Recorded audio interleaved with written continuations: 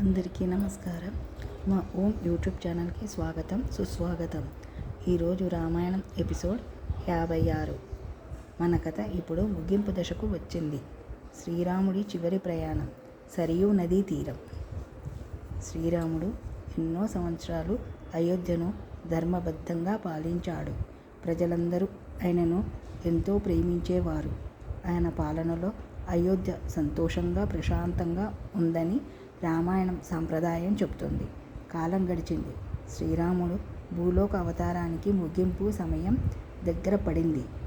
ఒకరోజు శ్రీరాముడు తన తమ్ముళ్లతో, మంత్రులతో మరియు ఆప్తులతో మాట్లాడాడు. తన బాధ్యతలను సక్రమంగా పూర్తి చేశానని భావించాడు.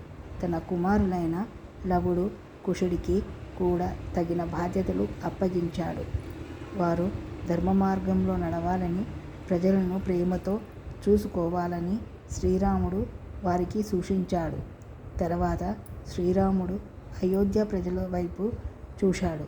తనను ఇన్ని సంవత్సరాలు ప్రేమించిన ప్రజలను చూసి ఆయన హృదయం కృతజ్ఞతతో నిండిపోయింది. శ్రీరాముడు సరియూ నది వైపు ప్రయాణం ప్రారంభించాడు. ఆయన వెంట అయోధ్యకు చెందిన అనేక మంది ప్రజలు కూడా వెళ్ళారు. శ్రీరాముని విడిచి ఉండలేక వారు కన్నీళ్లతో ఆయన వెంట నడిచారు. సరియూ నది తీరానికి చేరుకున్న శ్రీరాముడు ప్రశాంతంగా నిలబడి తన జీవితంలో జరిగిన సంఘటనలను గుర్తు చేసుకున్నాడు. బాల్యంలో తండ్రి దశరథుడి మాటను గౌరవించడం, సీతమ్మతో వివాహం, అరణ్యవాసం, హనుమంతుడితో పరిచయం, వానరసేన ప్రయాణం, లంకకు ప్రయాణం, రావణుడితో యుద్ధం, అయోధ్యకు తిరిగి రావడం, ఇలా తన జీవితంలోని ఎన్నో ఘట్టాలు ఆయన మనసులో మెదిలాయి. చివరగా శ్రీరాముడు ప్రజలకు తన ఆశీర్వాదాలు అందించాడు. మీరు ఎల్లప్పుడూ సత్యం, ధర్మం, ప్రేమతో జీవించండి అని వారికి చెప్పాడు. ఆ తర్వాత శ్రీరాముడు సరియూ నదిలోకి ప్రవేశించడానికి ప్రవేశించాడని రామాయణ సాంప్రదాయం చెబుతుంది. దేవతలు ఆయనను స్వాగతించారని, శ్రీరాముడు తన దివ్య స్వరూపాన్ని పొందాడని చెబుతారు.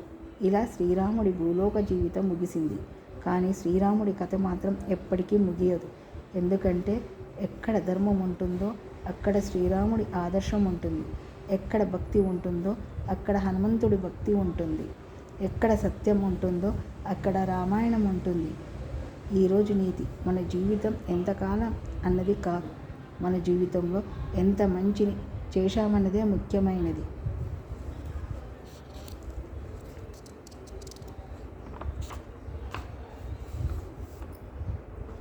ఇంతటితో రామాయణ కథ ముగియలేదు. శ్రీరాముడి ఆదర్శాలు మన జీవితంలో ఎప్పటికీ కొనసాగుతూనే ఉంటాయి. జై శ్రీరామ్.